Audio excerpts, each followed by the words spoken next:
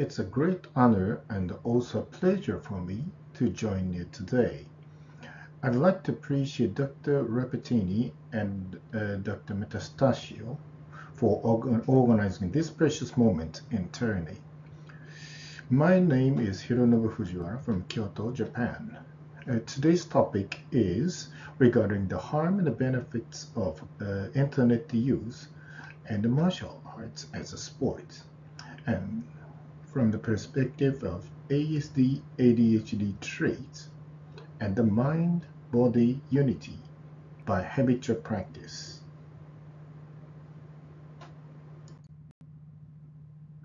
No COI.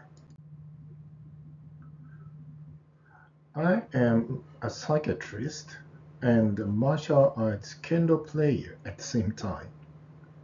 In recent years, I've been very keen on the relationship between daily life habits and mental health and their optimized level, focusing on the research of behavioral, non-substance related addictive problems. The figure indicates the concept of our project, that is, a spiral model in which our personalized values influence our daily habits, resulting in brain changes, and the value will be more consolidated. In other words, our main topic is to investigate the risks and benefits of habitual behaviors.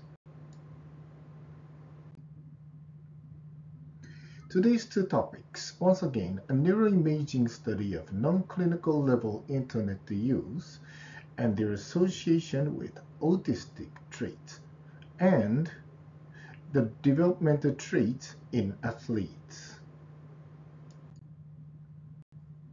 Firstly, I will talk about the positive health benefits of internet use, considering the relationship with autistic traits.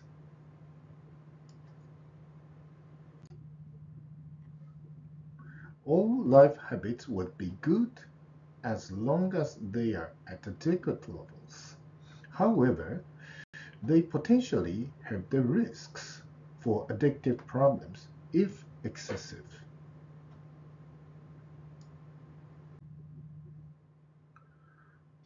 One of our working hypotheses is the reward deficiency syndrome. People who are prone to addiction have a deficiency in recruiting the reward motivation circuitry as suggested in a dopamine 2 PET study of obesity as a food addiction. The negative correlation between the striatal dopamine 2 availability and body mass index.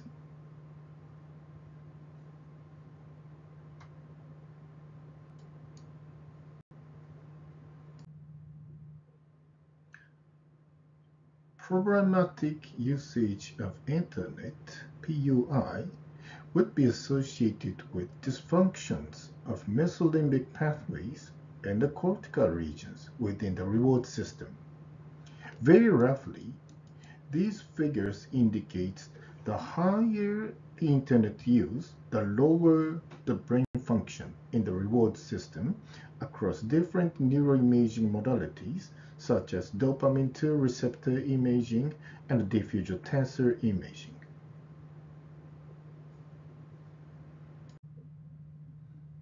The reward deficiency hypothesis is likely to be true across addictions, as explained earlier.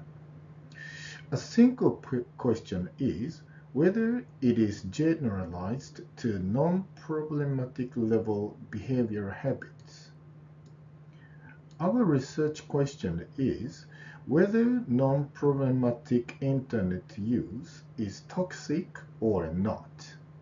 More specifically, whether they could be an optimized point of internet use for health benefits as far as the level is low to intermediate.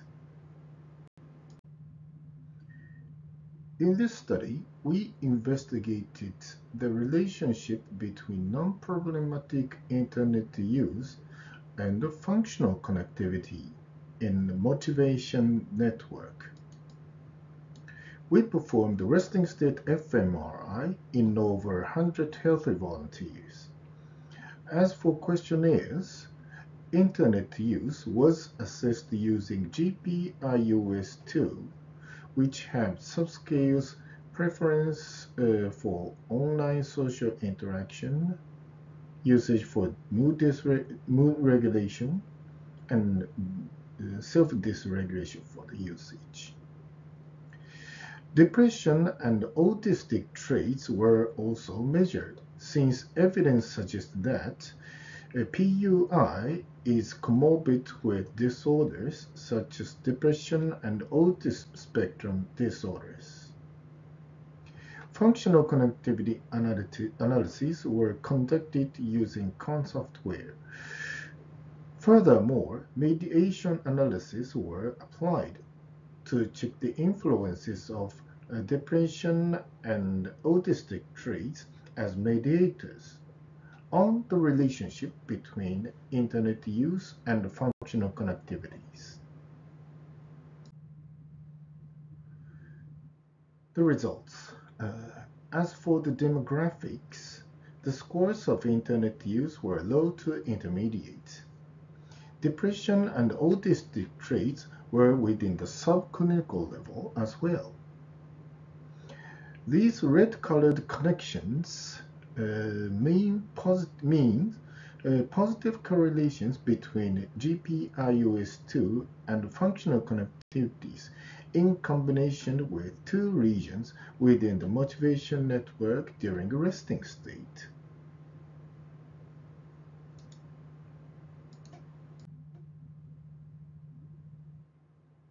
Autism coordinate, AQ, was correlated with functional connectivities of the motivation network negatively, nonetheless with GPIOS2 positively.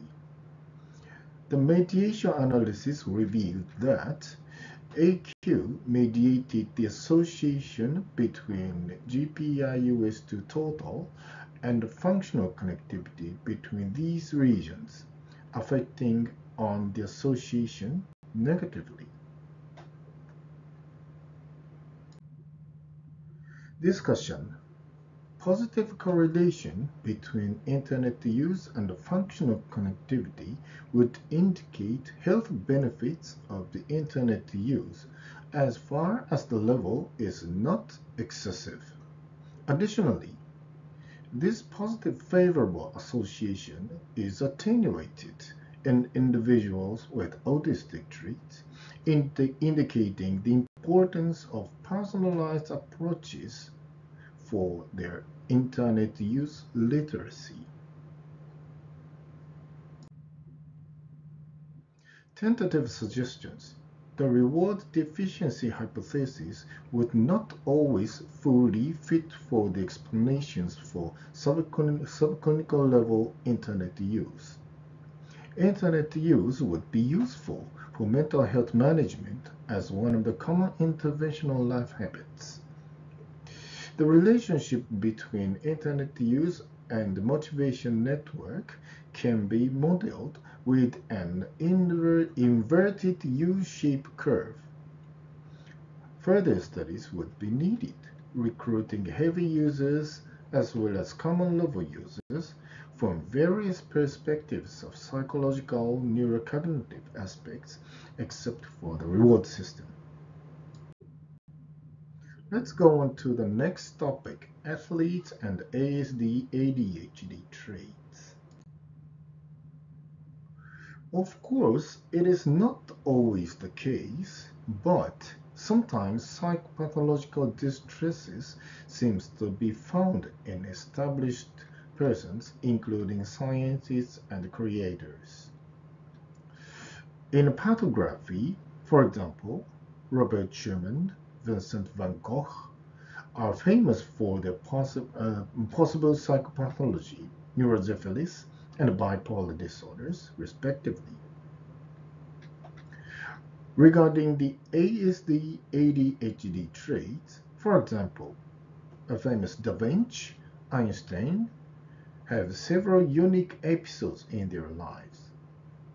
In the sports field, a Japanese baseball player, Ichiro Suzuki, is very famous for his preference for paternal lifestyle, such as the same simple curry and rice every day for lunch, and tapping his left leg before entering his box seat every time, and so on.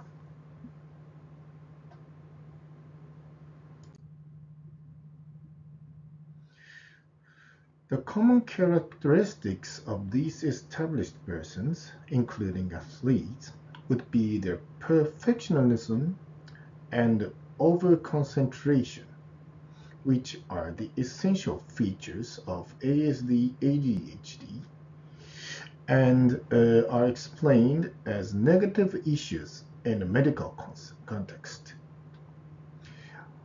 However, these traits sometimes result in goodness in achieving great works depending on their degree.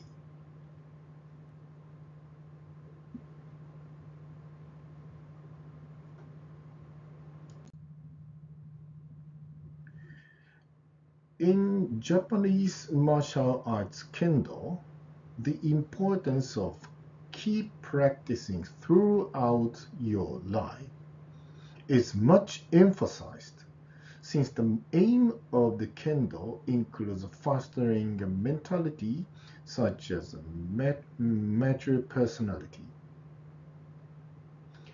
As for keep practicing, hyakuren jitoku, a Japanese term, is also a very famous term, meaning over 100 times repetitive and continuous habitual training is necessary to get higher skill and foster your personality.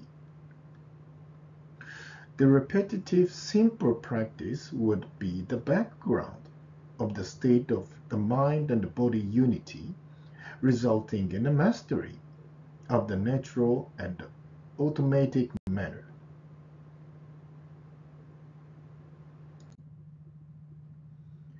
I'd like to introduce one of our works regarding the habitual kendo downgrade master's brain, focusing on the interest in the motivation that is closely overlapped with reward and pleasure of human mind brain as a representation of cognitive and emotional perspective.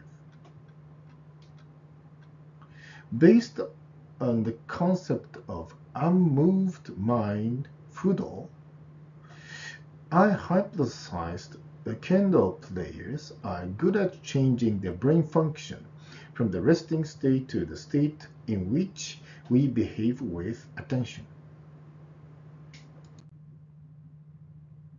We investigated the motivation network connectivity using functional MRI during both resting state and during attention-related audible paradigms in kendo players. As a result, we found lower motivation network functional connectivities during the resting state and higher functional connectivities during the task phase in kendo players, suggesting the resting versus attentionally driven contrast in the kendo players that would be possibly interpreted as a consequence of an empty and unfettered mind mushin by habitual training. As well, I focused on the triple network model, which is deeply associated with our cognitive processing. In brief, salience network plays a role in switching the network named default mode network at resting to central executive network during engaging in doing something, that is cognitive processing. We also hypothesized that the sharpened switching from DMN to SEN by salience network in kendo players As a result, efficient brain function and better in-switching cognition are demonstrated in kendo players as well.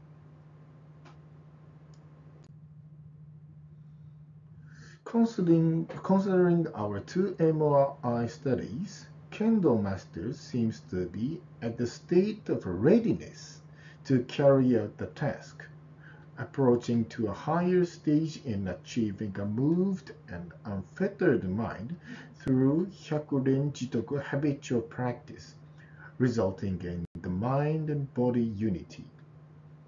However, it cannot always be said the tougher the practice, the better, considering negative consequences by overtraining. Actually, one of my students, graduate student, Dr. Shibata, reported excessive physical exercise and related body image anxiety and the risks for supplement overuse in interdisciplinary comparisons. In this figure, Budo is relatively intact in these risks, presumably because of a relatively high self-compassion. This point would be of interest in having an idea for reducing exercise addiction and related risks. Considering the optimized level of training, it is intuitively explained the term intermediate level. Nonetheless, the concept doesn't always mean just the middle or intermediate, containing a sense of ethical excellence such as courage between two negative phrases in Aristotle's Nicomachean Ethics as a kind of virtue. This concept might be good for coaching athletes, including those with ASD/ADHD traits. The main message is the emphasis on Hyakuren Jitoku and the possible benefits of ASD/ADHD traits for it, resulting in fostering both mentality and physical performances. However, not everyone in the world become a martial arts artist or athlete. Hyakuren Jitoku, that is habitual continuous training, should be present in the fields that suit each individual. The optimized level of effort, and sometimes tough to some extent, would be appreciated in educational and therapeutic strategies in mental health.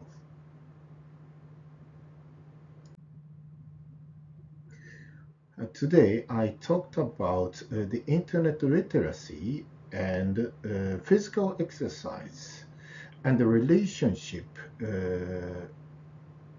to our brain, considering the effects, influence of ASD and ADHD traits.